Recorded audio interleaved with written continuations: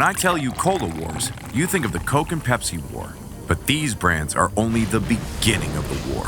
And you only know what the companies let you know. They own more food and drink than you can imagine. Lay's, Pizza Hut, Fanta, Gatorade, the list is endless. The majority of the population is obese because of this. Millions of ocean creatures die every day because of plastic bottles. And this is so large scale that it could turn into real military action when Pepsi got a military fleet. This story began with this family. Meet John Leonard, and this is his family. They love soda so much that they buy tons of it. I'm not kidding. You'll find out why during the video. John's grandmother loves Coca-Cola, and even now, he doesn't betray this drink. Before 1920, Coca-Cola had a big problem. People didn't buy their products in winter. However, the company never sells products. Coca-Cola sells an idea, happiness, emotions. And who gives the most emotions in winter? Santa Claus.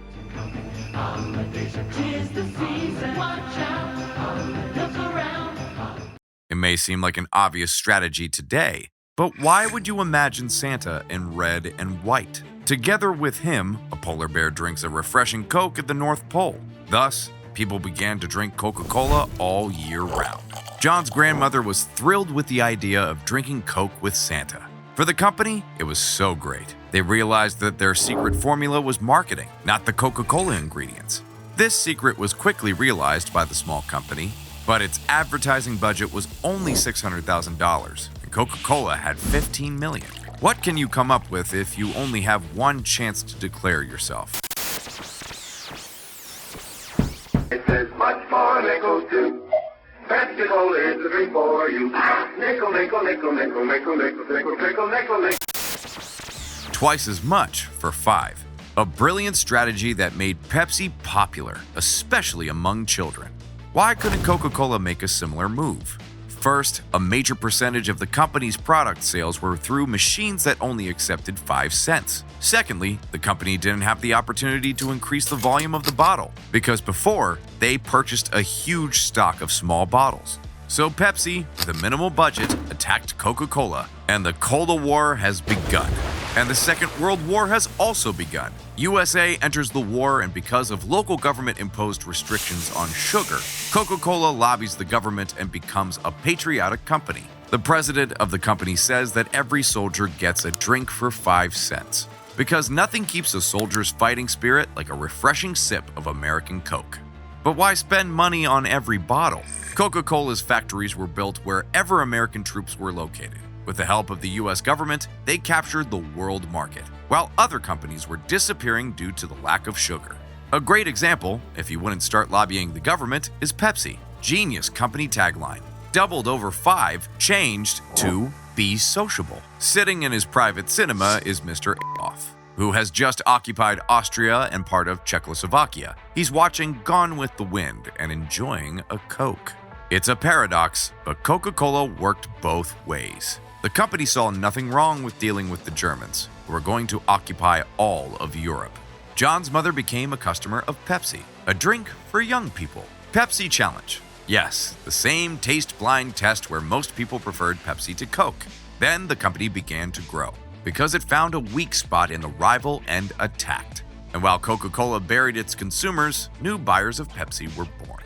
The main element of their strategy was music, a traditional form of youth protest. Michael Jackson was featured in Pepsi commercials. A teenager sees Lionel Richie and says, "Wow."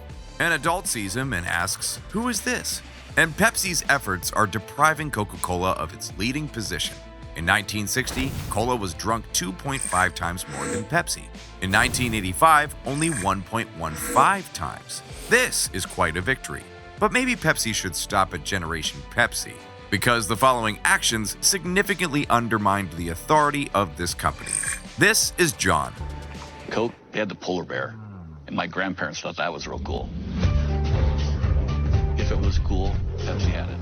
And here's John at the age of 20. He's lying on his bed and sees this ad. Now, the more Pepsi you drink, the more great stuff you're going to get. Play that again? Play that again. Again. Again. No one believed it, but I want this plane. Johnny wants this plane. He must collect 7 million points to get a fighter plane. It means he needs to buy 1.4 million 12 packs of Pepsi. Imagine Mr. Beast in the 1990s. And this damn genius did it. He sends a check with the amount to the company, but they don't give him the plane. What's the matter? He fulfilled the conditions of the competition. The company lied to John and said, It's clearly a joke. "It's clearly a joke." What makes it especially funny is that Pepsi was quite capable to give that plane as a gift. At one time, it already took payment for the product by warships. The company was called the Sixth Army of the World. Just imagine if the Coke and Pepsi war went to a real battlefield. How did it happen? It was important for Pepsi to capture a new market because Coca-Cola dominated in Europe. The company went to the enemy of the USA, the Soviet Union. During World War II, patriotic Coca-Cola did the same. But there was a big problem. The money of the USSR was worth nothing. How would you act in this situation? Pepsi took payment by barter. At first, it was Stolichnaya vodka, which they sold on the American market. Later, they agreed to take old warships, which were later given for scrap metal. In the 1980s and 1990s, there was a peak of obesity among Americans. And at the same time, there was a peak in the consumption of carbonated drinks in America. In a second, I'll reveal the secret of how the company has extended its influence over each of us. When Mr. Off, the German with the mustache, left the cinema, Coke stopped being supplied to Germany. Then, Fanta appeared, which was sold throughout Europe. After the end of the war, anti-cola, 7-Up, actively progressed in America. What decision do you think the company made? Using the Fanta formula, they created another drink, Sprite. Interesting fact, in order not to lose to the competition of Sprite, Pepsi bought 7-Up. They also understood that it would be difficult for them to compete with Coca-Cola and took a step that brought wild success. They bought Frito-Lay. For example, Lay's alone is so successful that you'd never know it's a subsidiary company. Who among us doesn't like to eat chips with Coke? This is the formula for success, which expanded the horizon of military operations, but no one talks about it. Coca-Cola's biggest customer is McDonald's. Neither of them would be what it is today without the other. They have an exclusive contract. Cola sells its products to McDonald's at low prices, and they sell only this product. Pepsi needed something exclusive to compete with the two titans.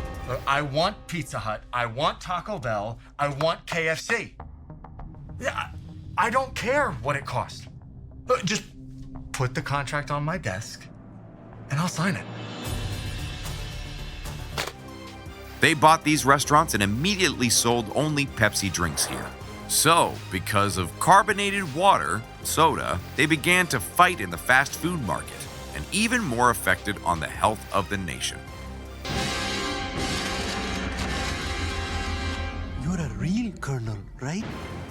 At least 35% of Americans are obese, and sugar from sodas plays a key role in the obesity epidemic. Companies bribed scientists, and so it turned out that the whole problem wasn't in carbonated water, but in the fact that people weren't very active. Sport is the heart of the marketing of these companies. Although it seems incongruous to their strategy of being tied to an important event, it's still working. How do you feel when you watch the final of the World Cup? Cola's advertisement from championships, Olympic Games, goals scored against the background of the Coca-Cola logo. Euphoria. Happiness, feeling of belonging to something big. And what do your favorite football players do? The more popular sports became, the more influence Coca-Cola and Pepsi had. We also needed a product for sports people. Now, 95% of sports and vitamin water products belong to them. This isn't a monopoly, but a duopoly. Athletes from advertising tell you that this water is super healthy and contains your daily allowance of vitamins. But no one says that these are just cola in new packages. And this applies not only to the beverage market. This leads to disasters, which Leonardo experienced once again. The family has gathered at the dinner table and is enjoying sushi, but the fish from which they are made periodically fed on plastic. Who do you think are the leaders in ocean plastic pollution? Yes, Coke and Pepsi. And although companies promise to fight emissions, nothing actually changes. That's why Mr. Beast collects their bottles on the beaches. It's normal for these companies to lie to their customers, and there is proof of this. In 1992, Coca-Cola dominated the Philippines, so Pepsi held a 1 million peso contest. This amount could dramatically change the life of every Filipino, so whole families collected caps from Pepsi bottles in their homes, and they even looked for them in the garbage. And the factory printed the 800,000 caps with the winning number instead of 2. Remember the story of John? No one got any money. Apart from the company, of course. This led to mass riots that lasted more than a year and ended with the killing of people. The competition between the two companies has turned into a real battlefield. People die for other people's interests. But there's a business that has killed more people than 2 world wars combined. Click on the video to see how the tobacco companies did it.